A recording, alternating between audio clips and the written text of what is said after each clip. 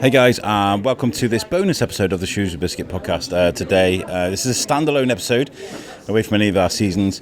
A while ago, before we decided to reformat the show, I spoke to Nick from Shrewsbury Comic Con, and I promised him we would come and cover his first Comic Con event here in Shrewsbury. So that's where we are today. I am waiting for my co-host, Timmy. He's at a tennis lesson at the moment. I'm stood in the Sovereign Suite at Shrewsbury Town Football Club. It's usually a different vibe here on a Saturday. In fact, I've just seen Tom Corbett, who I usually see up on Block 9, where we're screaming and shouting for our team, but it's a different vibe today.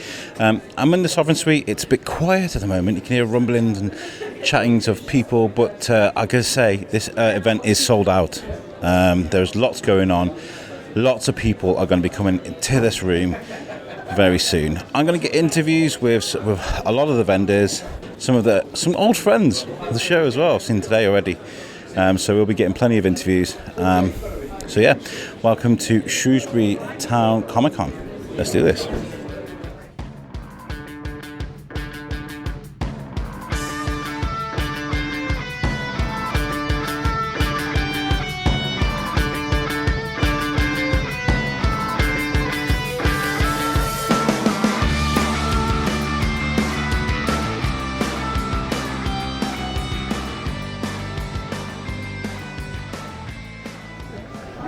Timmy's taking his sweet time, so what I've done is I found the East Midlands Garrison, who are here today. I've got a picture of them on Instagram. We've got Darth Vader. There's a Mandalorian with you. Mando's over there. We've got a Trapper Wolf, a Rebel Endor Trooper, and a Jedi. Well, this is fantastic. I love the fact that you guys are here today because you guys all look amazing. Thank you very much, thank you. Where does this begin for you guys? Well, it started a long time ago. I'm a part of the group, but you're better speaking to Simon over there. Trapper Wolf, he's one of the founders of EMG. Yeah. I've been in with the group about 6 years. Yeah. So yeah, I got associated with him. But yeah, there's 45 members in our group. Yeah. And we raise money for PASIC, an organisation in Nottingham. Wonderful.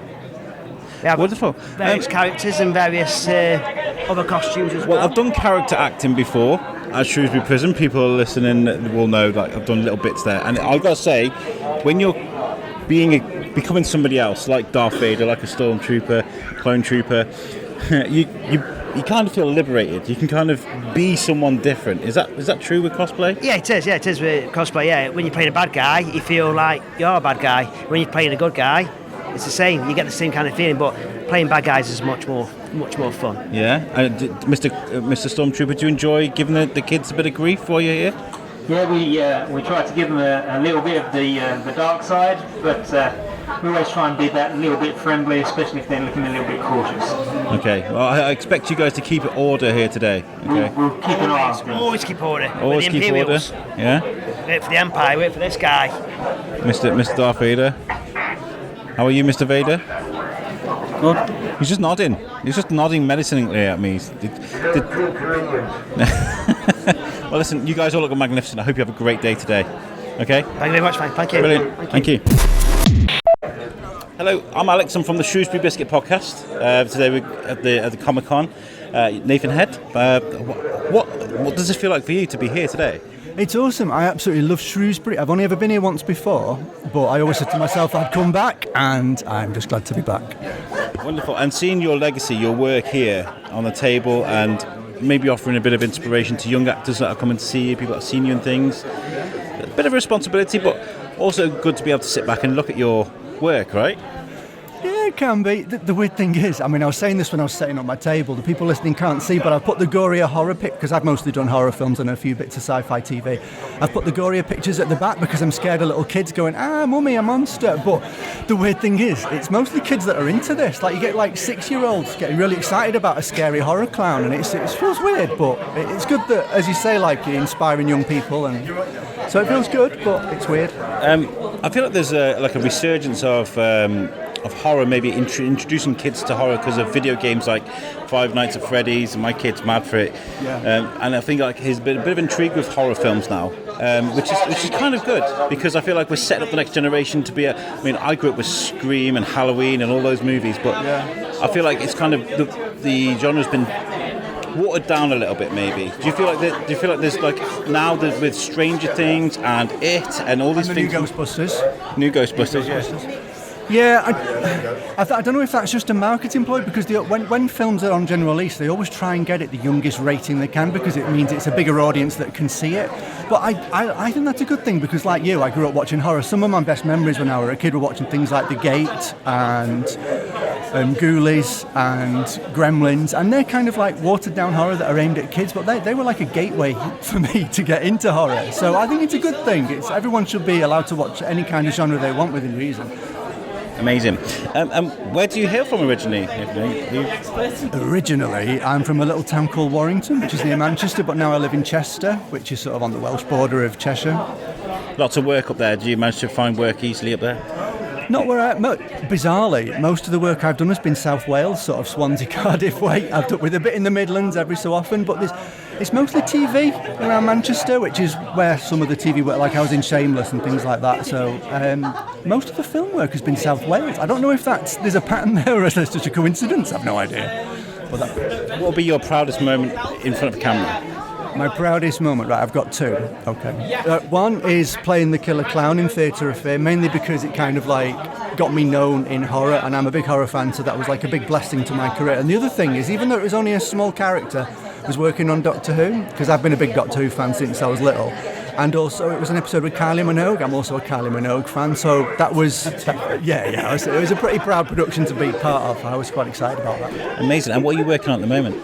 I'm not working on anything at the moment, but in about 2 months' time, which is when does this get released? I'm going to release it on Monday. All right, well, in about 2 months' time, I start work on the new Dracula film, which is called Dracula Rise of the Vampire. And I play Father James in that. That should be pretty good, especially for people that are fans of the original Dracula books and the LeFou vampire books from the Victorian era. It's quite good for people that are into that. Wonderful. Well, thank you so much for chatting to me today. I'm going to piece a load of these conversations up for Monday. And I hope you have a great day at Shrewsbury Comic Con. Have fun, everyone. Where can people find? Are you on social media and stuff? Yeah, I'm on Twitter, which is now called X. I still call it Twitter. I'm old. I call Snickers marathons. At Nathan Head, all one word. Brilliant. Thank you for chatting to me, Nathan. Thank you. Yeah. So I've got Timmy with me. Say hi to me. Hello. Hello. Brilliant. And I found James Warman, who's up there taking pictures. Have you done Comic Cons before, James? I've tell you what, the Birmingham Comic Con, they used to run the photography show at the same time at the NEC. So I'd go to the photography show, and then they would have a parade of all the Stormtroopers. Yeah, stormtroopers and stuff. So yeah, I've got experience of it. You've just been upstairs now. It's quite busy. This is a sold-out event. Yeah, it's sold out. Yeah, it's absolutely rammed upstairs.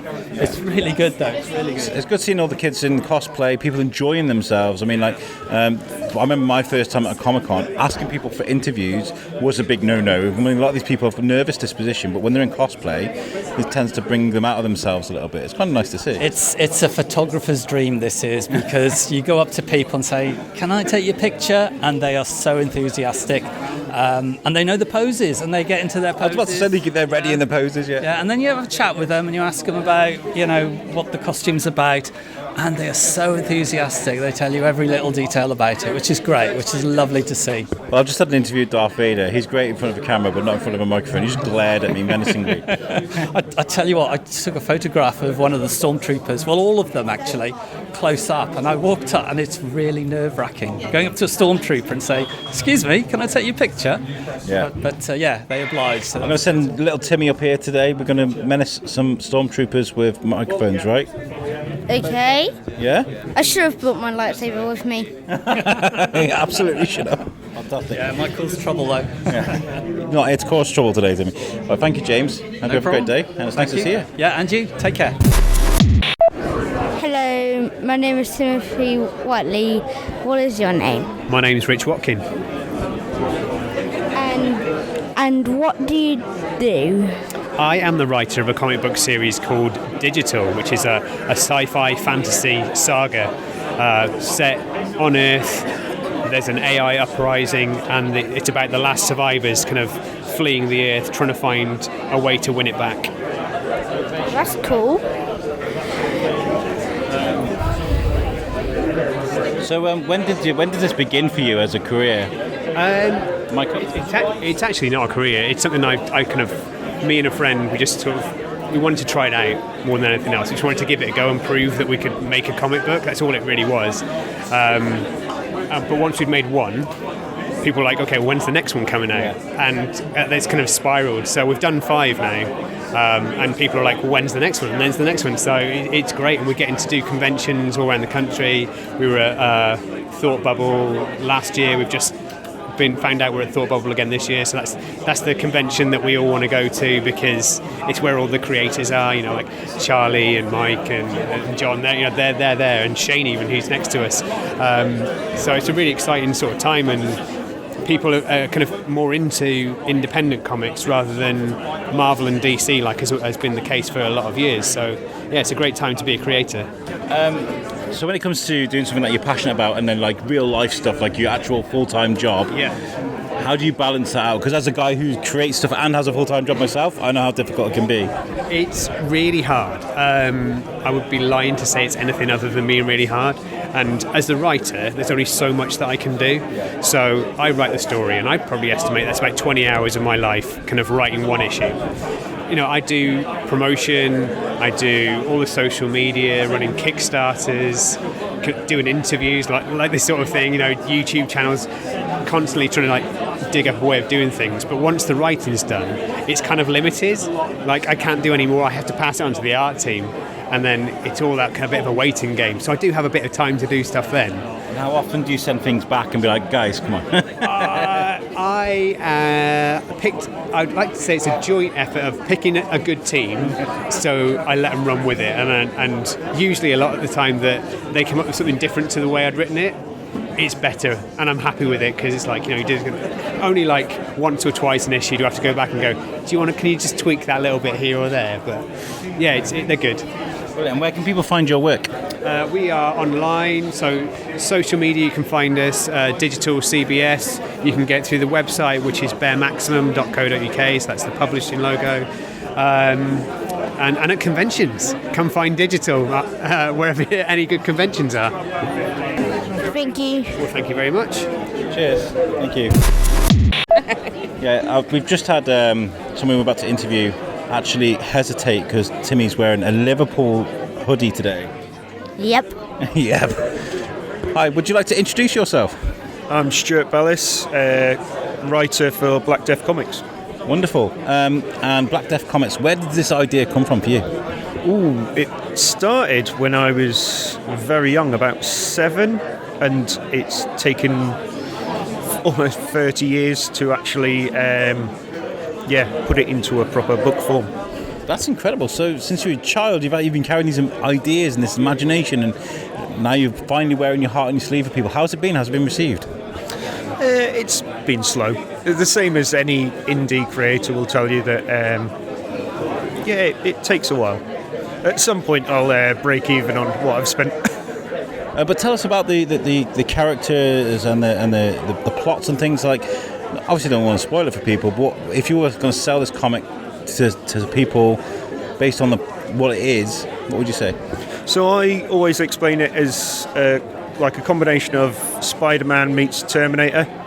So it's a teenager who gets dragged through kicking and screaming to be this killing machine, and it explores the emotional turmoil that he has to go through to become this killing machine. The person he's meant to be. Have you got a question to me? What's your favourite comic except for yours? I'm going to go with Garth Ennis's run of Punisher. What's your favourite comic book apart from your own? I don't have one. So who's your favourite? Death Comics. Black Death. You should start with. So I mean, like, what kind of entry level is this? Can kids pick this up and read it, or is it more adult themed? I recommend it teen. Teen, yeah. Kind of Umbrella Academy sort of style. Yeah, that kind of level. But this is the first issue of 80-something pages, 84 pages, and then there's another 2 books coming out very soon in between part 2 of the actual same story. Wonderful. And where can people find your work? Are you on social media? Yes, Black Death Comics on Instagram is the easiest, and then Wonderful. everything else, so it's from there. Wonderful. So listeners, make sure you follow Black Death Comics on Instagram. Thank you very much. Cheers. I can't come to something like this and not speak to my friend Shane. Chebsey, how are you? Howdy, I'm good, thank you, mate. I did try giving Timmy the microphone, but that didn't go very well. It was his first attempt, so... It was his first attempt. Yeah. Timmy, do you remember Shane? No. No? Comic It's been a Salopia? whole year, man. Yeah. A year's forever for, what is he, 9? Yeah, 9. Yeah. I guessed his age from his appearance, that's pretty... Yeah. Well, we've known each other for a long time now. We've been doing this together for a while. We see each other at things. Yeah, a lot. Yeah, we tend to only see each other at things these days. I know. Don't we? Pint at a pub would be better. We did nearly go to a pub once, didn't we? But I think did. nearly. That is the joys of being an adult, though, isn't it? You know, trying to fit in everything else amongst all of this. Adult responsibilities, like jobs and... Yeah. And how's that been for you? Because you've been very busy.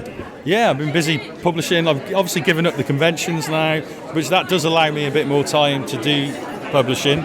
So I've been publishing lots and lots of comics, which is what you see on the table. So I've got 3 titles running at the moment. We're just about to publish our first hardback, which is the Hedrek hardback, which I'm really excited about. You know, my first hardback edition. I've been publishing comics for 30 years this year, and this will be the first hardback I've published. So it's a big deal, you know. And I've seen, I follow your work, and I know that how much you put into this with the crowdfunders from the beginning, from conception, the crowdfunders to making the things, to getting them out to people, and then not just that, like growing the concept as well. Like you put a lot of work into that. Definitely, and the people I work with work really hard as well to do more with the properties. You know, Chris McCauley and my friend who writes 2 of our titles, like 3 now, in fact. So we're about to bring out Dinosaurs versus Cowboys. I did see that, it looks incredible. That was like myself and Chris created that concept.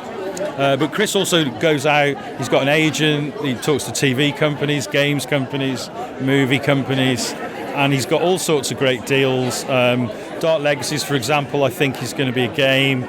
Dracula already is a retro video game, which I've seen play. It's Dracula Dark Reign. Check it out, guys. You know, I think you can get it on. You know, when you can download these retro games. Yeah. I'm not very knowledgeable about it, but I've seen the gameplay, and it's awesome. It's just like one of those old platform games. You know? Have you got a question for Shane? Were you the one who made those pictures all over town? Well, I am responsible for them. Yes. So you can blame me. They were done by different artists. So we had 9 different artists from around the UK, and then we did images across the town, telling the history of the town through comics. So the one there is from the library, and that's Charlie Adlard, who is here today. That's why I brought it along. So I thought... just woo Charlie a bit. He needs a bit of wooing. And then I got these were pre-signed. That's Mardle, so that's going back to the time of Charles Darwin, because Darwin is featured in each one. Because we use Charles Darwin as the character telling the story. Yeah. And the story was written by John Wagner, who is also here today. That one is by Sonia Long, and then at St Mary's Church we had Mike Perkins-ish, and that is still there. All of the images are still there. And there's the one by the Theatre 7 as well. Yeah, that's Jimmy Broxton. That's an awesome image, isn't it? That's brilliant. Yeah, and it's really nice that they're still there, because obviously we wound down Comic Salopia last year, so we weren't really able to do much else with them, but the council seem to be happy that they're there. Are you getting much traffic off that still? People still using the QR codes and stuff? Do you know, I don't know, because we've closed the business, so it's not active anymore. So maybe they are, I don't know. It's good to celebrate these things. I was talking to the High Sheriff yesterday in an episode that will be released in a few weeks, guys. But we were talking about libraries and museums and the things that, because council's cutting back, and I've got to be careful what I say, but the council's cutting back. But when it comes to libraries, museums, the Soldiers of Shropshire Museum, for example, they're all inspiration. And when it comes to art, culture and history, you need to preserve these things. Yeah. And these boards do that. I mean, the idea was they are sort of telling the story of Shrewsbury's history in a really imaginative and different way, and it was quite innovative. It is a hard word. Say the word, Shane. It was quite innovative at the time, I think, because nobody else had really done anything like that. There had been art trails, but to have such a story and concept behind it, the beauty of comics is they're not just art, they're storytelling. So we were able to tell a story. We weren't just putting random images around the town. We were actually telling a story, and you can follow that story across the town. It's wonderful work, my man. Yeah. It really is. So I'm very proud of that project. Yeah, me too. I think it looks fantastic. Whenever I see it, I think of you guys. I really do, on the work you put into that. Because we did a great episode about that as well, actually. That interview was really good. And it wasn't just me, I must say. It was a team effort. Obviously, Sarah, my partner at the time, Sarah Prince, she was involved in that as well. She helped me plan that. And obviously all the artists. And John Wagner. Couldn't have done it without any of those guys. Every single artist I went to and said, do you want to be involved? All said yes. And these aren't just all local artists. They're artists from all over the country. I wanted them to be British. That was quite important. So I think they're all British, yes. I'm saying that, just making sure. I think they are. But they were from all over the UK. So it's a real sort of mixture of styles and approaches. We didn't just go for one homogenous comic style. Each artist added so much to it. And some of them are award-winning, internationally renowned. Some of the greatest comic artists in the world are on those images. Exactly. Very proud of it. I'm very happy that it's still there. It was never the plan. They were only supposed to stand for about a year and a half. Do you feel like each project you work on, whether it's a comic book or whether it's something like this, do you think it helps you evolve as a publisher and as someone that can make things happen? Oh yeah, definitely. I've learned something from every project. Because like I say, I've been doing it for 6 years. 6? No, 30. Why did I say 6? Because I was thinking of this book and I was going to my next comment. This was the first graphic novel, Falling Sky, that I ever published. And that was in 2006. Wow. So between 1994 and 2006, I was basically floundering, publishing comics, not knowing what I was doing, really learning on the job. I mean, if you look at some of my old comics from when I was in my 20s, they're appalling. Absolute, and I'll say it now, I had no idea what I was doing. And it took me a long time to learn, Now, artists and publishers, they have a lot of resources to go to. There's people like me they can go to and go, how do I make a comic? And it's very simple. And there's a lot of tools to do it with as well. Back when I was doing it, there wasn't really anything like that. No one wanted to tell you how to help you on how to make a comic, so you just did it, and then you just messed it up lots. But in that time I learned a lot, and still now I'm still learning. Since I did that first graphic novel in 2006, that's a while ago now. I've learned and learned. I've learned about Kickstarter. I didn't know what I was doing with that when I first started. You always seem to get it over the line, and some. We do now, but years ago when Kickstarter first came out, I tried it and I always failed. Failure is fine. You only actually fail when you stop trying. Yeah, that's great. I'm going to leave it at that because that is poignant. Poignant. Nice to see you, Shane. I hope you make lots of money today because you deserve it. Okay. Oh, thank you very much. Right, brilliant. Thank you. Now I found a guy who I've been trying to interview for a while. I think we just kind of like hit an impasse every time. I think we just missed each other at different events. I think, hasn't it? It's been. Introduce yourself to my listeners, my friend. Hi, my name's Luke Michael Copsey, and I am Never City Creations.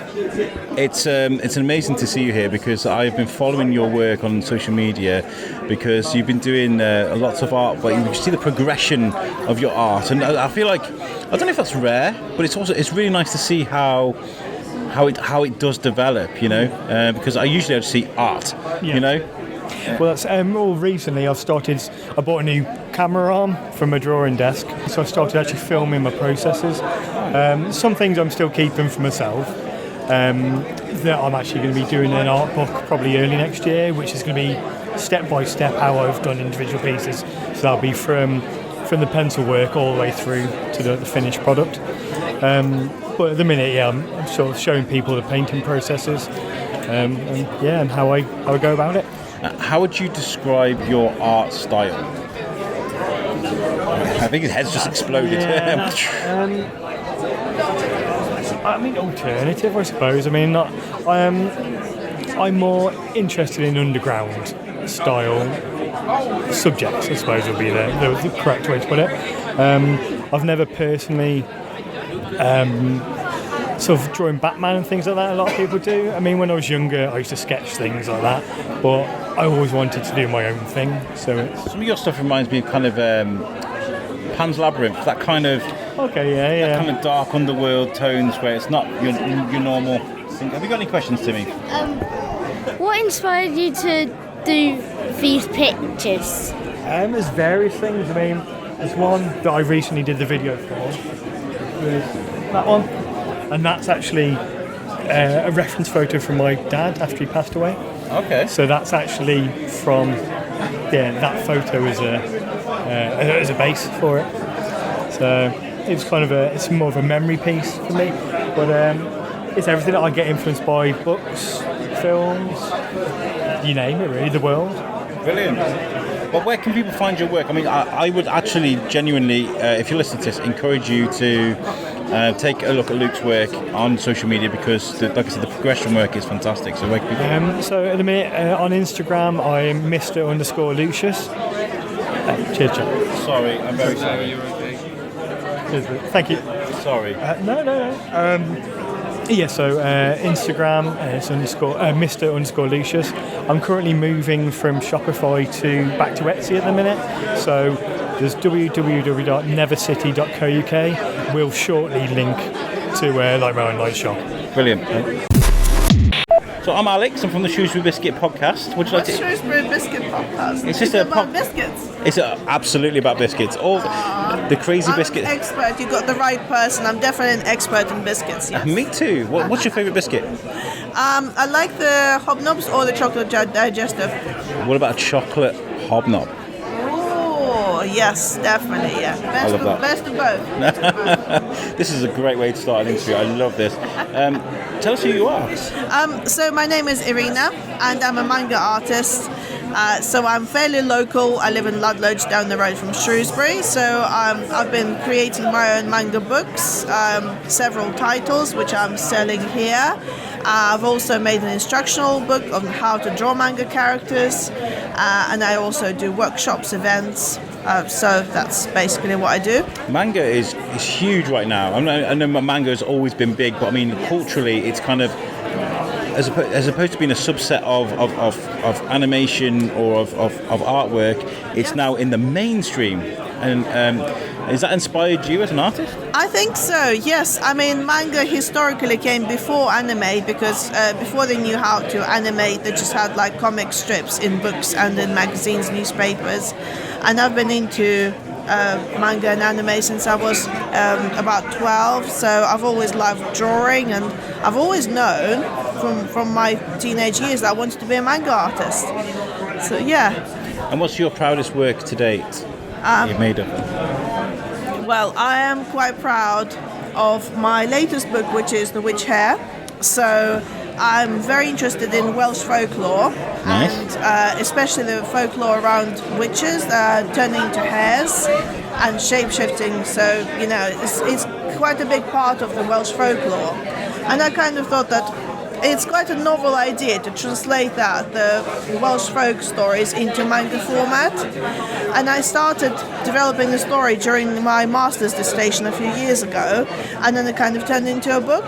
That's really wonderful. I love the idea of using manga to tell traditional Welsh story. That's fantastic. Yes, and it brings it to new audiences as well. So a few reviews that I had said that, you know, it's a really interesting way to kind of tell old stories to new, you know, to the people of today, to the young people of today in particular. Have you got a question, Timmy? No? And what I would ask you is, do you have a favourite character, comic book, manga book that inspired you, or still inspires you? Yes, definitely. So I am a very big fan of the classic 70s shoujo manga, which is manga specifically for girls and young women, because so many comics in general, especially Western comics, they are very male orientated, whereas what The big boobs and the big butt and Yes, yeah, very much kind of for the male gaze. Whereas, what I love about manga is that it's very inclusive. Everyone can find titles that appeal to them, regardless of age, regardless of what gender you are, and so on. So my favorite manga artist is probably Kaoru Mori, who is the author of several titles. She did like a Victorian-based manga, which again for a Japanese artist is really novel. And she also did this brilliant title called The Bride's Tale, which is, I think it's sort of kind of nomadic Mongolian type cultures.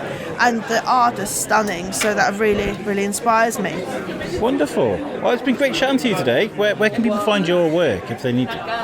So it's Irina Richards, and I have my website, which is just irinarichards.com, or you can find me on my social media. So on Instagram, I'm Irina Richards Art, and I'm Irina Richards with the underscore on X. Or just Google Irina Richards. I'll put a link in the bottom of my readout for this podcast, guys, so make sure you check out this work. Very good. Absolutely. Yeah, it's all the details are all on the card. And what do you think of this Comic Con today? So far, it's been great. There's a really good buzz. I know this is the first time they did this Comic Con, so I'm really enjoying it so far. It's like there's lots of people who obviously have a lot of kind of nerdy interests, but it kind of brings it all together. I mean, we had like stormtroopers here a little while ago with people taking pictures, and yeah, it's excellent. Yeah, it's really good. Brilliant. Well, thank you for chatting with me today, Irina. Oh, thank you. Thank Thanks so much. Thanks. Right, so we found our good friend, Mr. Mike Perkins, who's now got one of the best-selling comic books on the planet, I'd say. So how are things going with the Batman comic? Good? Yeah, it's great. It's sold out. Went for a second printing, and the new issue 2's out this week, and then the month after, issue 3. I've been talking a lot about the comic book, and I'm sure there's panels out there and all around the world there's people talking about it. But one of the things I talk about with locals is how you've included Shrewsbury in the book. We've talked about this with the whole interview about that. Have you been getting lots of feedback about that yourself? Oh, yeah. Lots of people come in and, they're like... The thing is, I've been out with James Millichamp in the books, James. And, of course, he's in the comic. And people come up and go, "Oh, you're the rabbi in the Batman comic." It's like, oh, really? I can't remember who I was talking to recently. And Fletcher's just behind you. He's the pimp. He's the pimp in the book. There. Oh, is he? Yeah. Pimp. I love that. I was talking to someone recently, and they were like, "Oh, his choice for Gordon was wonderful." And I was like, "Right, they made a good choice there." Yeah. No, it was. It's sold really well, and we have started to get together the pitch for a sequel as well. Really? We'll see how that goes. I bet you're gonna have businesses coming to you now, being like, "Yeah, you might." Yeah. I know that Jonathan is in the 3rd issue. Soden. Is he? In the 3rd issue. Wow. He's a New York cop, but he's only in it for a few panels. Who was I chatting to? I think it was Kevin Horrock. I think it was. Right. I was saying like if there could be a newscaster and a radio newscaster like 30s style, it could be the biscuit guy. Yeah, there you go. Yeah, I'm sure now I've got a whole list of people. I know. For the sequel. That's right. Is there someone though that you wish you'd included in this book that you like itching to get in? Not really. I mean, the thing is, we'd love to tackle the classic villains, but I don't think it's the correct approach for the classic villains. Because if we put the Joker in the book, it would have become a Joker book. Yeah. Not a Batman book. So it's nice to just work on the gangsters and the down-to-earth stuff. So therefore it focuses more on Batman. How are the Fat Cats dealing with it up at the top of DC? Are they loving your vision? Oh, yeah, totally loving it. Yeah. And, it's because it ties into the 85th anniversary of Batman as well. So it's around about the same time. So it's kind of happened quite nicely that it's tied in with that. So, yeah, they love it. Brilliant.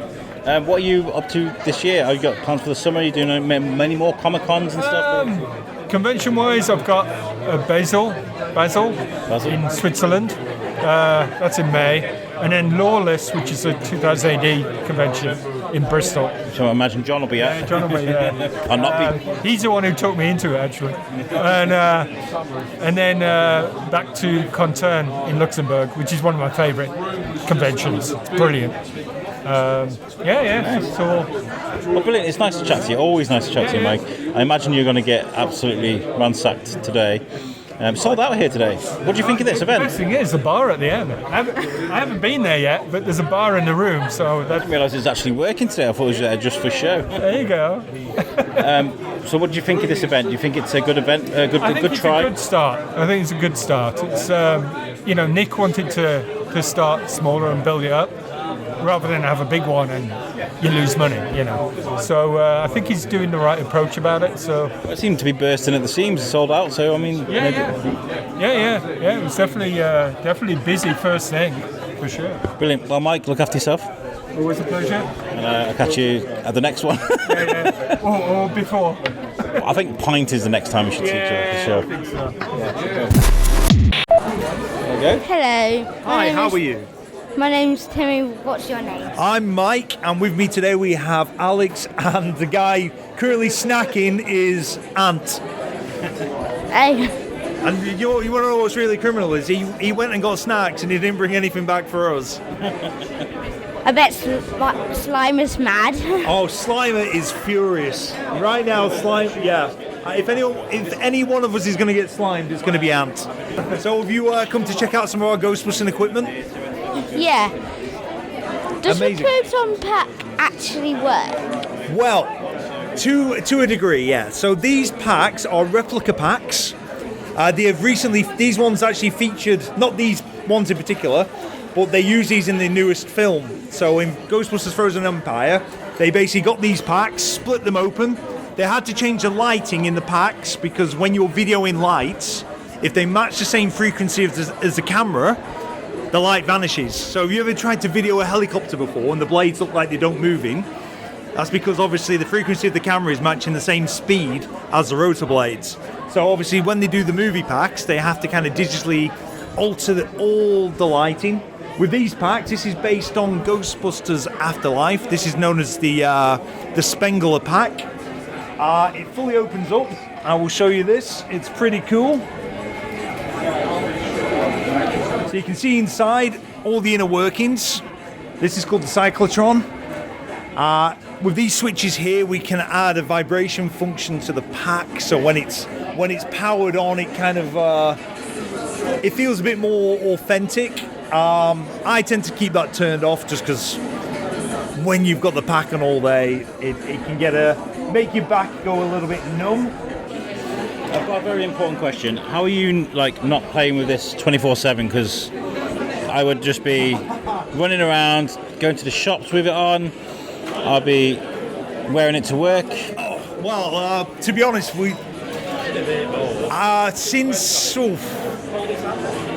I don't think there's been a couple of days where we've not been suited up this year. So yeah, we are pretty much in these packs all the time. And when we're not in the packs, we're making modifications, we're building new props. So with us, we've got one of our new gunner seats. Basically, in Ghostbusters Afterlife, you might recall the Ecto 1 door opening and Phoebe popping out of the seat with a proton wand. That's what that is. That's the proton pack off the back of the back of the chair, yeah. And then we have one of our cool ghost traps just on the table. If Ant would like to fire it up. So the ghost traps they got in the movie, they got an almost perfect replica. You want to press the trap pedal for me? Alright, please tell me there's not the Stay Puft Marshmallow Man in there. And then we lift the pedal. The trick is not to directly look into the trap. That is, and then when you're ready, if you just push that pedal once more. Beautiful. Oh. And now we've got to make sure the ghost is caught. Is he in there? I think he is. And what does that smell like to you? smelly ghost. It smells of marshmallow. That's the correct answer. Obviously, fortunately, it was a marshmallow flavoured ghost that you caught. If it was any other flavour, it probably wouldn't be as pleasant. I was listening to you talk earlier about you guys being the Preston Ghostbusters. What do you guys do? Do you have like social media presence? Do you invite? Yes. So, like we said earlier, we're the Preston City Ghostbusters. We're a community group of Ghostbusters made up from people from all walks of life. We've got someone who works for a cinema. We've got a firefighter. We have a police officer. We have a plumber. They're all got proper grown-up jobs apart from me. I just do this all the time.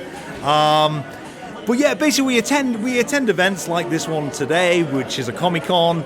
We've just been hosting a 3-day event in celebration of the new film that was released, Ghostbusters: Frozen Empire.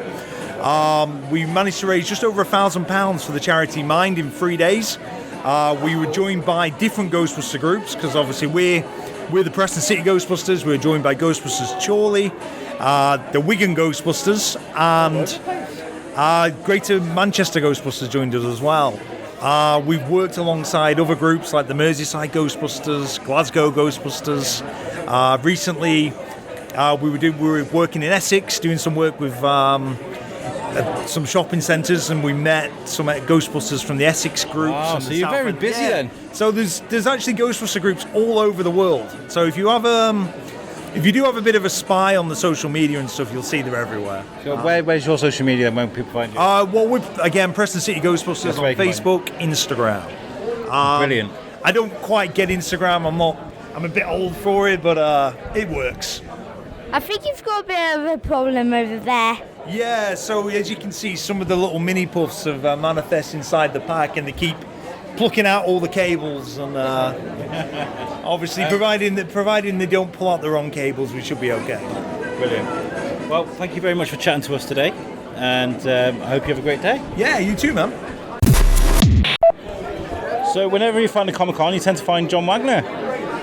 How are you, sir? You good? I'm fine, thanks. Yeah, have you been busy? Been working hard? More busier than I thought I would be. I don't really see Shrewsbury as a comic town, but this isn't too bad. Yeah, I'm very pleasantly surprised by this. It's sold out, and I just did a little bit now because store holders are talking to people, they're signing things, they're selling things. It's fully functioning. It's good. The last time I saw you was in Telford. That was a big event, wasn't it? Yeah, it was. Yeah. And do you feel like with the bigger event, it kind of spreads people out a bit too thin, and it's kind of hard to have that kind of interaction with people? I don't think you can be totally absolute about it. Some big events are fine, others are not so fine. For instance, at Telford, I didn't sell any one of my football comics, whereas usually I sell quite a lot of them. People come for different things. Yeah, it's nice to meet the fans because they come from far and wide to come and see. I mean, you are an absolute legacy writer. You're one of the greats. I'm sure people come from far and wide just to speak to you. It's nice. Well, they do. I'm sure they come for other people too, though. Are you working on anything at the moment, John? What am I working on? Nothing in particular. I'm hoping to do the third part of Rock. Rock is my alien footballer. We did a good chat about that a couple of years ago, didn't we? We did, yeah. Well, we published 2 books, and I'm hoping to do the third. Well, we'll see. I can't really talk about where I'm going to do it. No, it's fine. Is it a character you're absolutely in love with? Like, you really want to develop the character? Because it seems like you've got quite an affinity with him. Yeah, well, there are 2 characters that I particularly love. Partly because I own them, rather than a publisher. One is Rock of the Reds, the first alien footballer, and the other one is The Bogeyman. The Bogeyman, that looks very good. I love the artwork on that. We just did a Kickstarter on that, and that was pretty successful. I've been following a lot of Shane Chebsey's progress, and I've seen a lot of other people. Kickstarters are really doing good work at the moment, aren't they? They are, but they're awfully time consuming. I imagine. I would never do another one. No.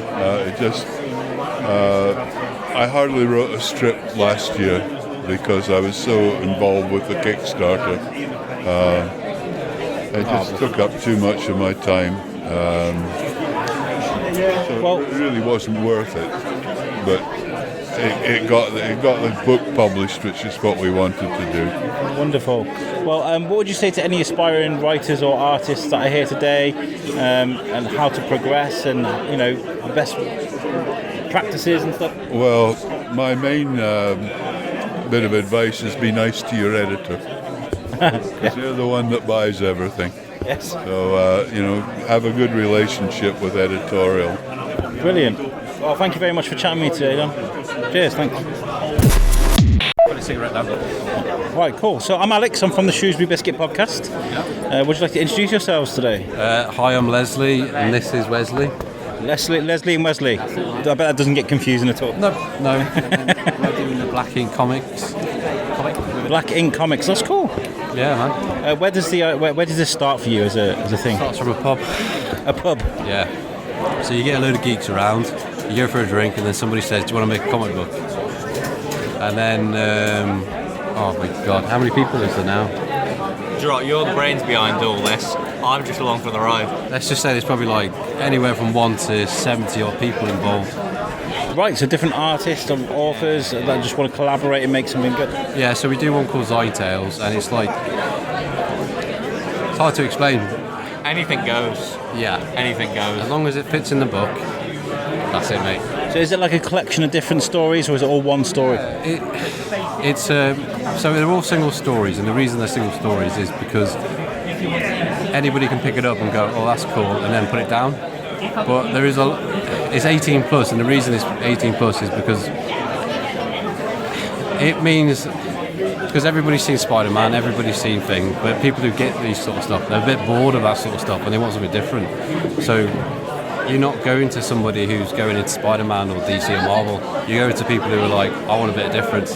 Like when you watch a movie and you're sick of watching it, but you watch a cheap budget movie, so you're going to expect mistakes, but you're going to expect a lot more passion. People do like that. There is a whole genre of like cheesy, crappy horror movies that people enjoy, right? Yeah, so it's sort of like that. It's a lot of rubbish, but a lot of fun rubbish, and it's not about the money, where a lot of people are. It's more, so all the money we get, it goes straight back into it to make more. So every time you say you sell one for £3, that means you've got £3. You go buy 3 more, and you'll get I'll give you a free copy after this, just because of the money that comes in. So then it funds the next magazine. You make more magazines, and then you get more money, and then it makes more money, and you got more free copies, and then you got more. At the same time, you're spreading your awareness of who you are across. Yeah, because I think I'm not going to say how many places they're in, but it's getting there. It's growing then, yeah? Yeah, because it started just in Wem. They've been to South Africa, Poland, Germany, obviously everywhere in the UK, every city in the UK. Oh, mate. So it's growing, that's really important. It started from Leslie selling them on Etsy. He messaged me one day saying, "Oh, them comics you're drawing, do you want to throw some pages in?" Yeah, you did that with a bunch of people. I would have never put my artwork out there. I don't have that confidence in myself. Leslie is like, just drives everyone. He gets everyone together. I'm doing this, be a part of it. And from an Etsy store to, like you said, sending them worldwide. Yeah, we're not there yet, but we're trying. Well, you're sat across from John Wagner, who is like the grassroots sort of legend. We just gave Mike Perkins one as well. Well, there you go. I mean, these are people that were independent artists that went on to Judge Dredd. That they brought in those independent artists, nurtured them, and then set them off into bigger things. I mean, as a progression, like he's one of the people to. I said this to Leslie when we were sat down. I said, look across there. They all had to start. They all had to get their things out there, and he's the one who's pushing all of us to do that. So he doesn't give himself enough credit, but all of this is out of his brain. Well, trying to control a group of people is never easy when it comes to creativity. I know I've been there. I love you guys at You Suck, but you're all a pain in the backside, honestly. What I'm going to say to that is, man, my every time there's a new issue, my phone overheats and it dies. So I had a tablet, so I have a phone and a tablet, and I use my tablet to sort that out, but then my tablet is just, you probably know because you're doing this, it just burns out, and then I bought a phone, and now I've got to buy a second phone because obviously all the messages and all, mate, it just burns. Then you get the awkward, why have you got 2 phones? Are you a drug dealer? No. My missus asked me at like 9 o'clock at night, who's messaging you? I'm like, no, it's nothing to worry about, But it's quite good because, like, as I said, anybody who's like a geek, and is nervous or shy. The fact that this has started in Wem is right up my street. As a Shrewsbury Biscuit guy, I'm the Biscuit guy. Yeah, man. This is big. I mean, I feel like we should get our heads together and do a proper interview. Like, sit down, get a group of you guys together, set up some microphones, have a couple of beers, and talk about what you guys do. Alcohol as well, yeah. Sorry? Alcohol as well, yeah. Yeah? That's fine, then I'll be happy. Otherwise, I'll be uncomfortable. If it started in a pub, there's no... Socially, I'm awkward until I have a drink. Which pub was it at? The Castle in Wem. Castle in Wem. Out there. It's what? Chilled out. Yeah, nice. Well, good luck to you guys, honestly. I love what you're doing. The fact that it's a collaborative effort as well means a lot more, and the fact that we're always looking for more artists, writers, anyone. That's what we're doing today as well. It's not just about getting it there, it's showing people you can do it as well.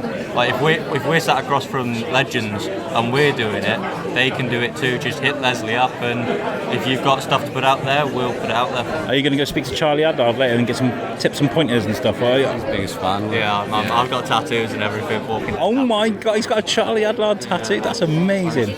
Oh yeah, can't swear. Yeah. Well, guys, thank you for chatting to me today, Wesley and Leslie. I'll make sure I get that the right way around. Yeah, Wesley and Wesley. Where can people find your stuff on social media and stuff? Black Ink Comic, or just go directly to myself if you want to make it easier. Leslie Wenlock. And that's it, really. I'll get your card and I'll make sure I get it right, okay? Yeah, and make it easier. Sorry? Just got to remind the X at the end. Yeah, Black Ink Comics. The reason it's got an X at the end is because adults. Yeah. Brilliant. Well, thank you very much. Cheers, guys. So, hello, would you like to introduce yourself to my listeners? Yeah, of course. So my name is Apolly Jean Harrison, and I am with Lulu and the Beans, a crafty collective where we just sell really cute stuff. Crafting is one of those things that if you're into, you're really into, right? Yeah, definitely. I think it's more of an obsession than a hobby at this point, and it's got to the point where the hobby has turned into a nice little side hustle to just fuel the hobby more. So any money that we make just goes back into the hobby, so we can buy more craft supplies. Essentially, it's all a bit. What's the word? Yeah, it's just very self-inflicting.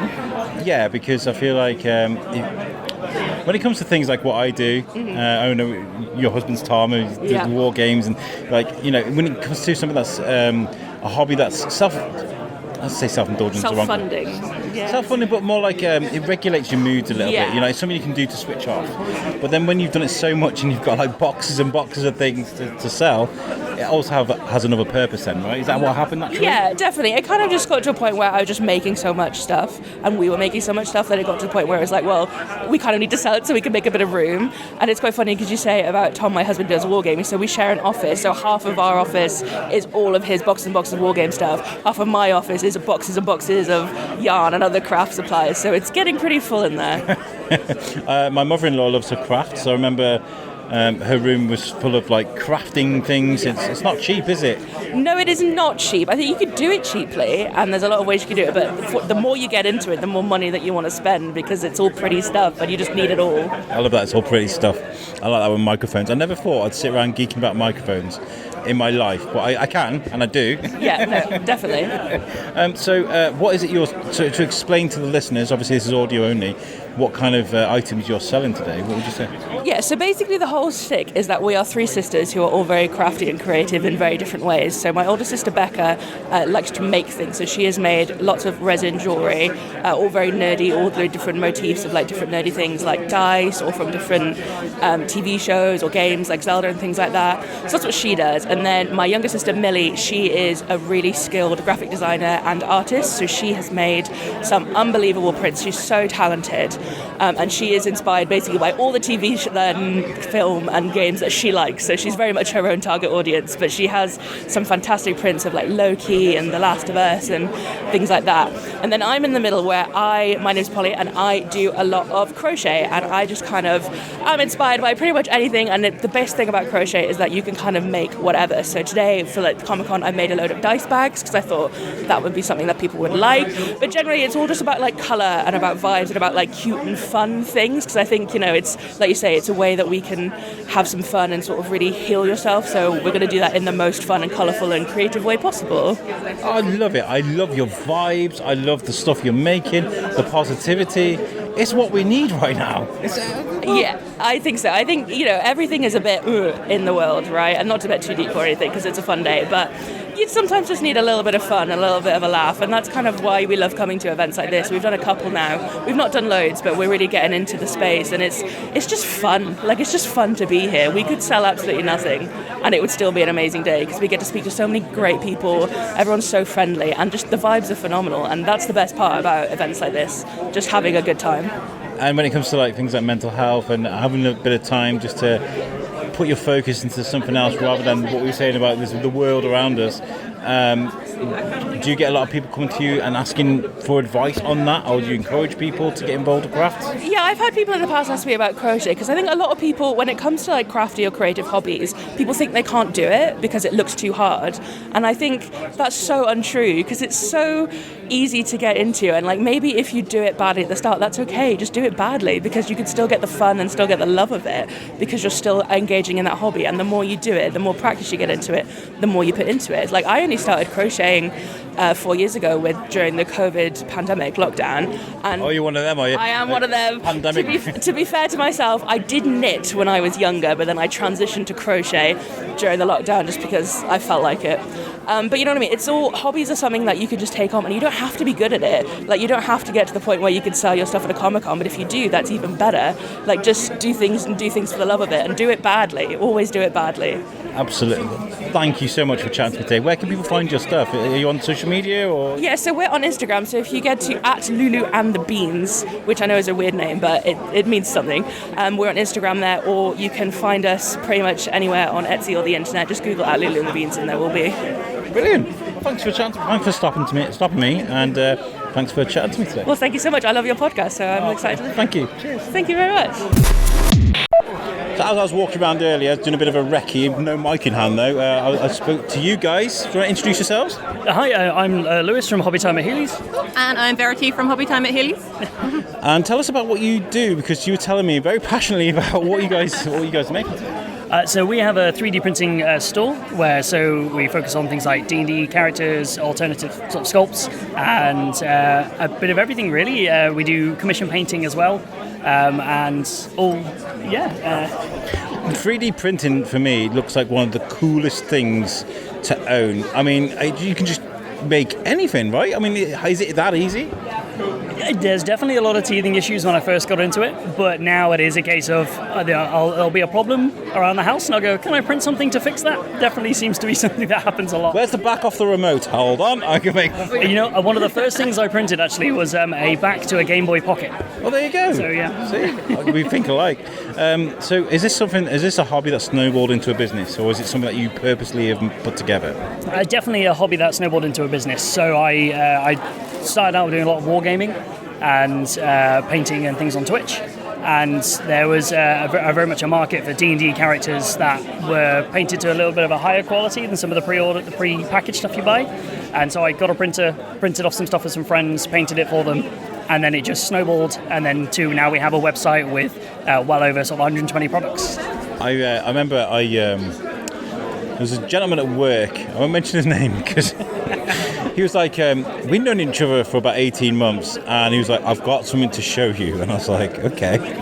And he went to the shed at the bottom of the garden, and he opened it, and I'm not even joking, it was wall to wall to wall, just Warhammer figures that he'd painted painstakingly. That's our house, so they had open any room. He was a closet Warhammer figure collector, and I feel like people need to come out of the shells a bit. If that's what you are, be that person, right? Yes. I think that aligns massively with your ethos, because you're a content creator as well, and your ethos for what you do is big on positivity and self-love and belief in being proud of what you do. No, that's exactly it, yeah. And it was during lockdown where I couldn't go to places and sit and hang out with friends and have that like positive camaraderie when you're painting. So we started doing a Discord call, and then that evolved into a Twitch stream, and that is literally embodied at the heart of what we do. That our whole ethos is to stay safe, to stay positive, and be an ambassador for your hobby, and kind of blank out all the negativity that comes in the comment sections, because it's a hobby you use it to escape and enjoy, and that's what we focus with really. I was talking earlier about cosplay and how it kind of can bring people out of their shell a bit. I remember the first Comic Con I ever covered was an MCM event in Birmingham years ago, and I was taking pictures of cosplayers, but I was like, would you like to speak to me down the microphone? And they're all like, no, absolutely not. Because that vision that they have of themselves, it makes them stand up a feet taller. When it comes to D&D characters and people creating this character for themselves and the image that they have, to have a piece that represents that, does that mean an awful lot to people? Yes, definitely so. And a lot of the painting service that we offer is people will come to us with models they've designed, we'll print them, and then my goal is to help them bring that to life. There's one we've done recently where I had to paint the little Converse star logo on the bottom of something which was about, the whole model was probably about the size of a £1 coin. So I was like, just to get that little thing on it, but it's those little touches which put yourself into the game then. When you did someone holding the sculpt was like a deck of cards, but you painted them all to be like Pokemon cards on the back, because again, that was someone's hobby and they wanted to capture what they loved in the model, and you just there like tiny dot. Oh my god! I can't remember, years ago I was on holiday and I found there was like this guy displaying this grain of rice, and on this grain of rice he had the whole Lord's Prayer written on this grain of rice, and you could see it, and there's videos of him writing it. Incredible skills to have. Yeah, definitely wish I was that skilled. Yeah, that's the next goal. If you want commission writing on rice, that will be our next service.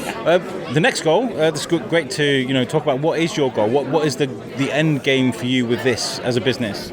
It's just to keep growing it and growing it, really. We're literally just in our spare room in a minute with one printer and a setup, and the goal is to just keep adding and... Steady as she goes, yes, right? Yeah, that's exactly it. I've always been kind of sort of let's just see how it goes and follow the hobby as it comes out. Well, I've been doing a few laps of the room. I'm trying to get Charlie, but Charlie Adlard's got a queue. Hattie's got a queue. You guys had a crowd around you when I was trying to get to see you. You're very, very popular, so I'll let you get back to it. Well, thank you very much. It's been lovely to meet you. But before we go, tell me where we can find you on social media.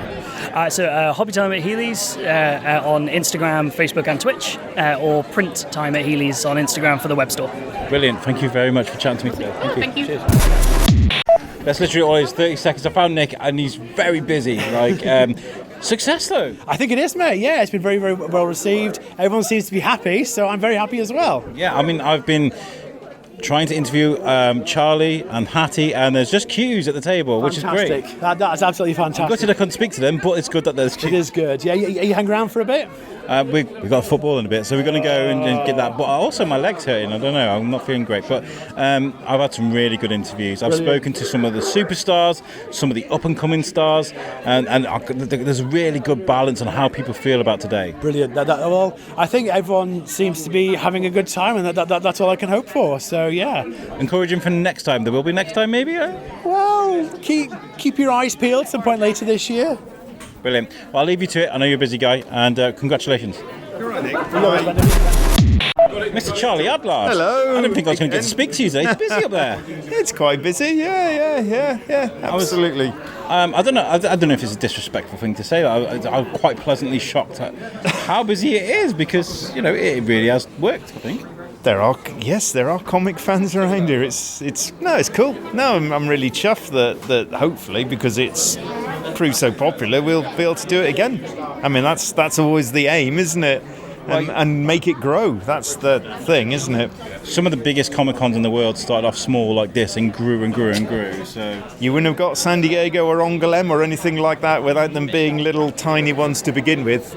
Exactly. Absolutely. Yeah. And inspirational as well when it comes to, like, I've just been speaking to a startup group of artists and collaborative designers and people that are making this great comic from Dark Comics, I think it's called, right, from Wem. And I was like, oh, well, you're sat opposite John Wagner, and there's Mike Perkins there, and there's Charlie Adlard. That, grassroots is very important. And he said it's important to sort of try, even if it doesn't work, you're going to keep trying, right?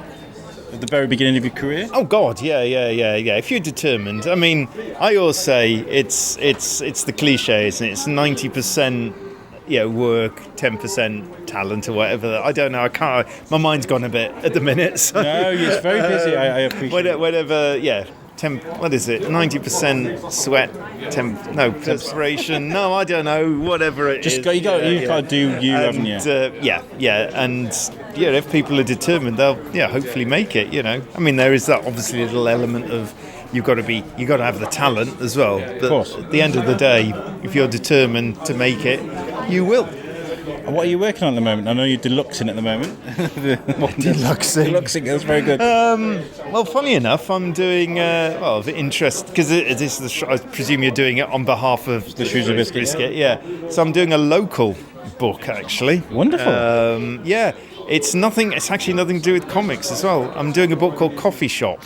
And it's something that's been, no pun intended, brewing in the back of my mind for ages. Because a few years back I published a book on my life drawings, very small sort of vanity publishing. But at the same time I thought, it'd be quite interesting if I could do shall we say more guerrilla style drawing. Not drawing gorillas, but I get what you mean. Yeah. And so basically it's me sat in a select few coffee shops drawing basically what I see in front of me, life. I mean, cheating a bit because I'm taking lots of photographs so I can go back and work on them in my studio. Is that Charlie's? So basically it's kind of me getting back to my roots a bit, getting back to just the pure act of drawing. How far away is it? Like, are you deep into it now? I mean, is there a time scale? I'm doing a very intense couple of months of it rather than, like when I did the life drawing book, it was like over a period of 3 years and me just going to life drawing sessions once a week. So I'm devoting like last month and this month to it.